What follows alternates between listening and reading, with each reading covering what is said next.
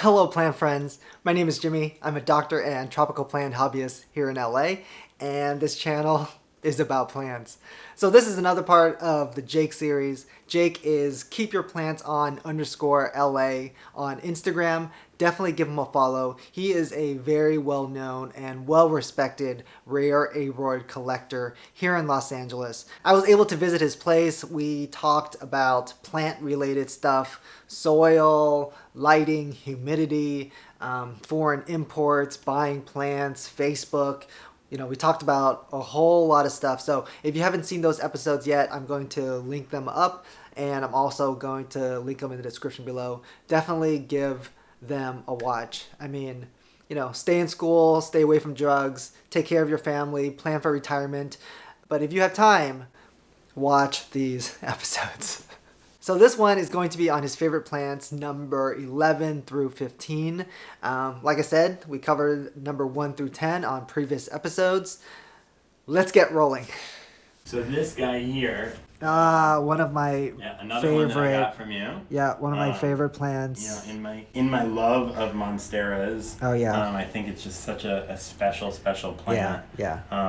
You know, the drama of these huge leaves, these giant fenestrations. Yeah. Really just an exciting plant to grow.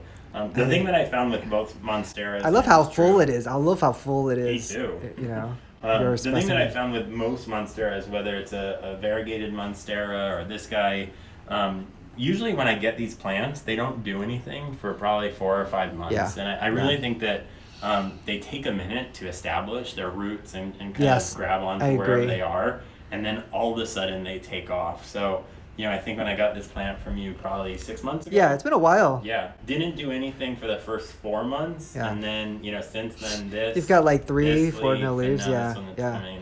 I think it just took a while for the roots. And just gotta grab on. Yeah. And I gave it to you. I remember it had really good roots in the beginning. Yeah. I don't think it's necessarily a question of good or bad roots. Yeah. I think that once you put it in a new environment, in a new pot or whatever, I just think that they need to kind of you know, get their footing and then go from there. But I love the epipremnoides. I don't think that I've ever sold one or had somebody seen one and they're like, oh, that's it. Like it's always, you know, really impressive. They're amazing. It's a really cool plant. The Monstera epipremnoides is one of my most favorite plants. Like Jake said, he got his from me, and I think everyone I've ever shared this plant with or sold this with or even shown in my collection has loved it. It's stunning. It's really amazing in real life, and Jake has an amazing specimen. You can see that, you know, if the leaves were a little smaller, you may confuse it with an adansonii. Some people also say like, oh, you know, it's just like a bigger version of an adansonii, and I can definitely see where they're coming from, but you know, like size matters. I mean, you know, when the leaves get that big, you know, as you can see from the footage, it's really impressive. Jake's a big guy, right? He's like 6'2". You see how big the leaves are? They get even bigger over time. So, you know, an amazing plant, and I think it's every collector needs one. Like, if you don't think you need one, you need one even more. So this is, you know.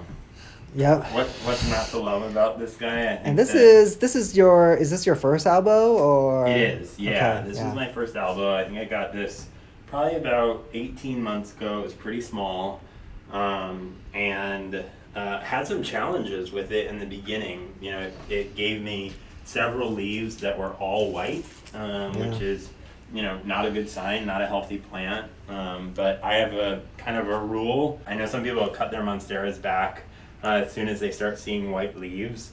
But I decided to give it, you know, 3 leaves, and as you can see, it gave me 2 white leaves. Didn't give me a third, and so I decided to just let it keep going and kind of up the fertilizer that I was giving it. It's amusing because you can see where, even in the with the trunk, where you probably got really scared, right? It started like really green, and then it progressed to a lot more white.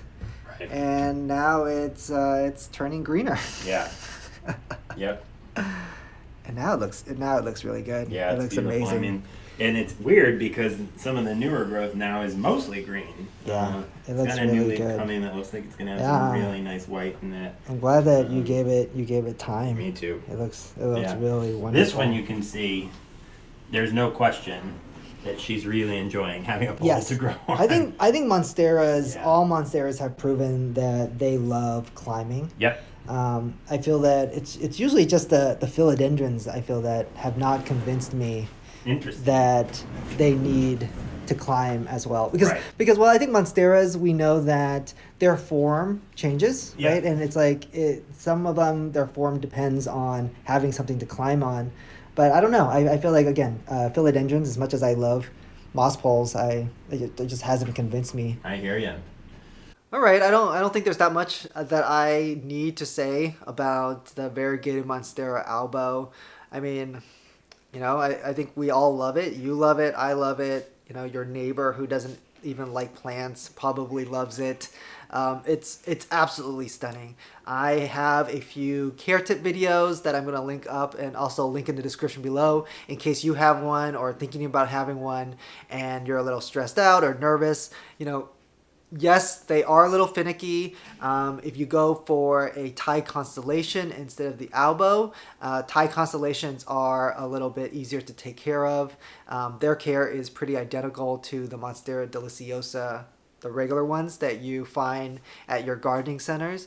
But yeah, if you're thinking about getting an albo, they're definitely stunning, breathtaking, attention grabbing. Yeah, absolutely wonderful, wonderful plants. Okay, continuing to move around with favorites.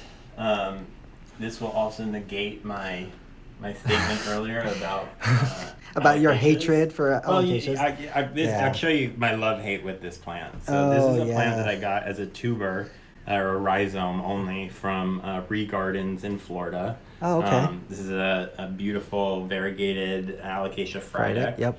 But it's doing for me what most alocasias do, where it adds a leaf and then It leaves falls, seem to yep. kind of die off, and so it's a challenge. But at the same time, this leaf just came in a couple days ago. The leaves are beautiful.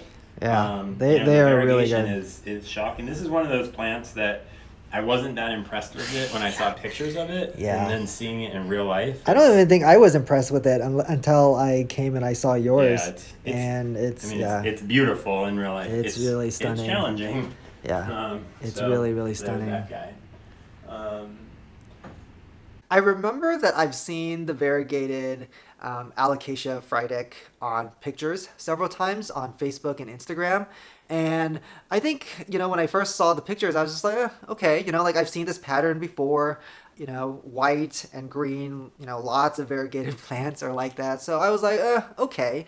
But then, the first time I saw it at Jake's place, like in real life, wow, there's something really, really special about the variegation on the frydek that, I don't know, it's just absolutely stunning. I think the feeling that I got when I first saw it in real life is similar to the feeling that I got when I saw my first variegated Monstera albo. Like it's like when you see a really good specimen in real life, it's just, there's just something that's just not well captured on pictures or even on video. There's like a luster or a shine or like a radiance about it that, yeah, absolutely breathtaking. This one is one of my more recent acquisitions that I'm super excited about. Oh yeah. I was really having a hard time finding. This is your birthday present to yourself. This was I just turned 40, and this was my 40th birthday present to myself. So Happy birthday, man. Thank you. So this is a Monstera adansonii variegata, or variegated adansonii. Definitely, I think in the hobby right now, it's probably one of the most desirable. Yeah. It's one of the unicorns. It is one of the unicorns. Yeah. It's interesting. I've only had it now for less than a month, and it's added 2 leaves in the time that I've had it. So oh wow. Seems like it's a fast grower. So I'm excited to kind of see where it goes. And Are you? I think one of installed the I think yesterday. one of the concerns with this one, or at least a lot of people have a lot of caution about root rot. I think that's one of the So things that I've a lot of heard people that talk quite a about. bit, and I am concerned about that as well. As somebody who is a chronic overwaterer, I'm very concerned about root rot. I got this from Enid, and I like the mix that Enid uses, but I think that Enid's mix is good for people that aren't overwaterers. Ah, got it. And so I took it out of the mix that she had it in, and I just put it in my standard, really chunky mix. I don't think I added any potting soil to this mix. The variegated adansonii has been like all the rage this year. It's been super popular. In the beginning of the year, I've heard about it. Lots of people wanted it. Over the course of the year, it got even more popular. More and more collectors are adding it in their collection. More and more sellers are selling it. It is still considered a unicorn plant, as in it's very hard to find. It's also very expensive. You sort of need to have, some connections in the hobby, as well as a good amount of cash to acquire one. So this is another one that was a really hard one Oh, for me to find. I was this really is excited about I know this. this one. Yeah. This is a Philodendron Whipple Way. Yep, Whipple Way. Really neat cultivar. This was developed by like a couple, right? It was. I think that the story is like there was some gay couple that lived on Whipple Way somewhere and developed this plant, and here we have it. So, this was a fun one for me. I kind of like it.